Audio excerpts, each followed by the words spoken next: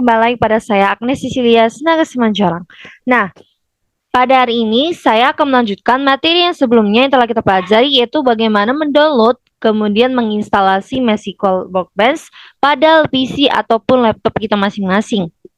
Nah, pada hari ini saya akan menjelaskan apa sih MySQL Workbench tersebut. Nah, MySQL Workbench adalah sebuah perangkat aplikasi berbentuk visual yang dipergunakan untuk mengelola basis data. Ya. Kemudian, perangkat aplikasi ini juga biasanya digunakan oleh seorang arsitek basis data, pengembang basis data, serta administrator basis data. Kemudian MySQL Workbench juga menyediakan model data, pengembangan SQL, dan peralatan administrasi yang komprehensif untuk konfigurasi server basis data, administrasi pengguna, dan masih banyak lagi.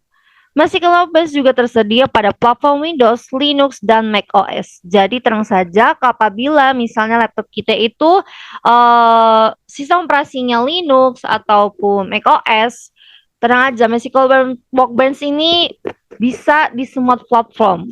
Jadi aman penggunaannya.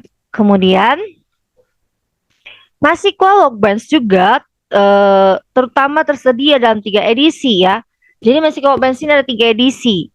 Nah, edisi kita semalam bisa kita gunakan yaitu ada edisi komunitas, di mana yaitu open source, jadi terbuka dan bisa diakses oleh siapapun.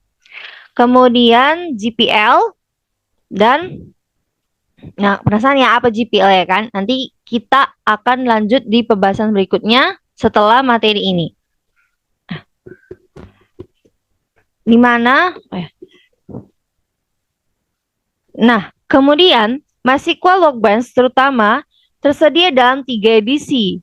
Ya, 3 edisi ya. Di mana yang pertama adalah edisi komunitas. Nah, itulah yang bisa kita gunakan ataupun dipakai oleh semua orang karena dia bersifat open source dan GPL. Kemudian edisi standar atau komersial. Nah, kalau yang edisi standar dan edisi perusahaan ini sifatnya lebih ke penjualan dan berbayar. Jadi yang bisa kita pakai itu hanya edisi komunitas untuk misalnya kayak kita masih buat tugas atau segala macamnya kayak mahasiswa gitu, bisa menggunakan edisi komunitas. Tapi apabila kita sudah di perusahaan atau kita melakukan bisnis, ada baiknya kita menggunakan edisi standar ataupun edisi perusahaan. Baiklah, lanjut. Apa itu GPL? GPL adalah General Public License, yang dimana merupakan suatu lisensi perangkat lunak bebas yang aslinya ditulis oleh Richard Stallman untuk proyek GNU. Nah, lisensi GPL memberikan penerima salinan perangkat lunak hak dari perangkat lunak bebas dan menggunakan copyleft untuk memastikan kebebasan yang sama diterapkan pada versi berikutnya dari karya tersebut. Kemudian versi terakhir lisensi ini yaitu versi kedua dirilis tahun 1991. GNU Laser General Public License atau LGPL merupakan versi lain dari GPL yang ditujukan untuk penggunaan beberapa software library. Oke, itu untuk GPL-nya ya. Nah, kita masuk ke edisi komunitas yang tadi, yaitu edisi yang pertama, edisi komunitas, yang dimana versinya salah sumber terbuka atau open source dan dapat diunduh secara bebas dari sistem basis data paling populer. Dan itu datang di bawah lisensi GPL dan didukung oleh komunitas pengembang yang sangat besar. Kemudian edisi standar. Ini adalah edisi komersial yang menyediakan kemampuan untuk menghadirkan aplikasi pemrosesan transaksi online OLTP berkinerja tinggi dan dapat diskalakan. Itulah yang membuat MySQL terkenal dengan kekuatan kinerja dan keandalan industrinya, yaitu dari edisi standar ini.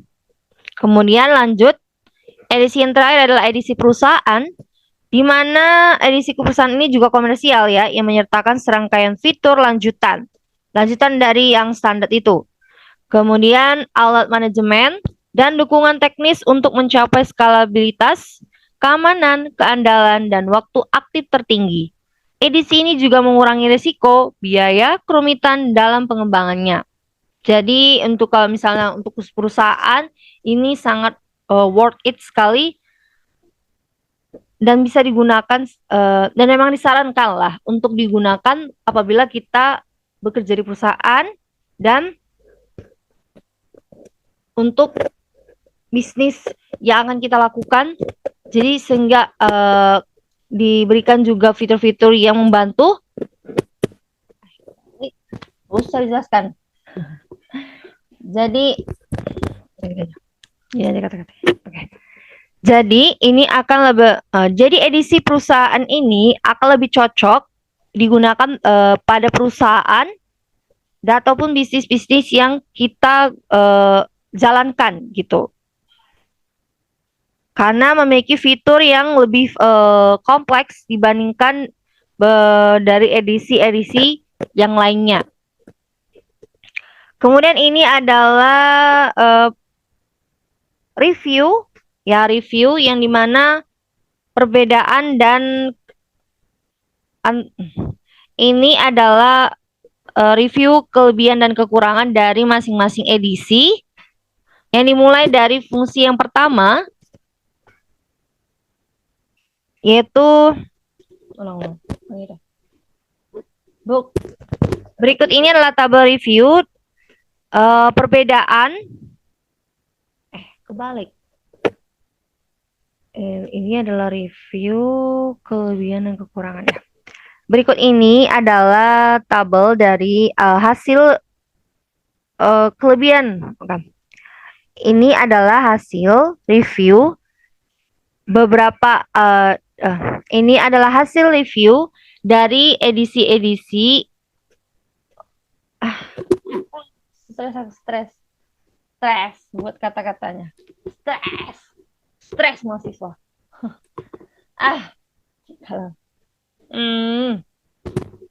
Oke.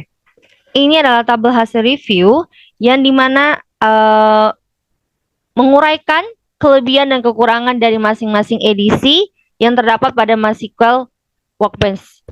Dimana yang ada fungsi yang pertama yaitu Visual SQL Development, yaitu pengembangan Visual SQL-nya, dimana Community Edition ya juga ada, di standar juga ada, di Enterprise juga ada.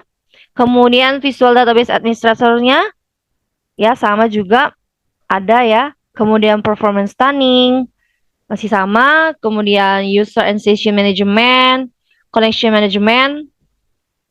Kemudian ada Object Management, Data Management, Visual Data Modeling, Reverse Engineering, Forward Engineering,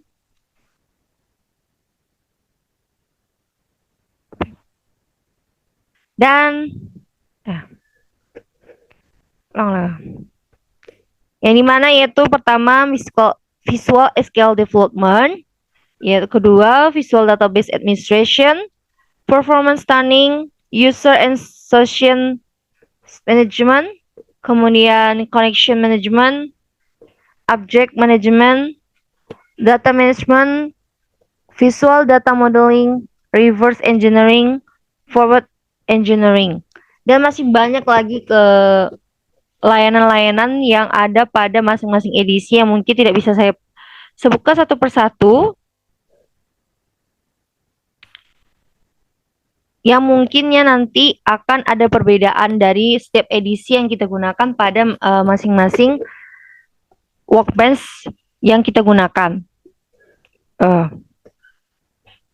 Baiklah, sekian yang bisa saya sampaikan pada hari ini. Kurang lebihnya saya mohon maaf apabila ada perkataan dan pengucapan yang salah, baik sengaja ataupun tidak sengaja terucap oleh saya sendiri. Semoga video ini bermanfaat. Sekian dan terima kasih.